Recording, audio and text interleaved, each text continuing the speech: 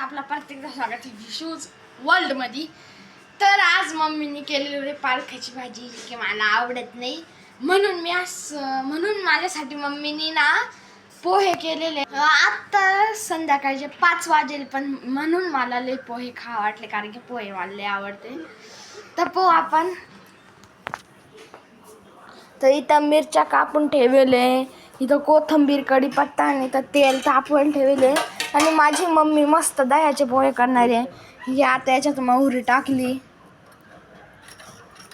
आता जिरे, हे इथं पोहे भिजवून ठेवले. तर आता माझी मम्मी शेंगदाणे टाकून राहिली त्याच्यात. आता ते खरपूस भाजून घ्यायचे मस्त.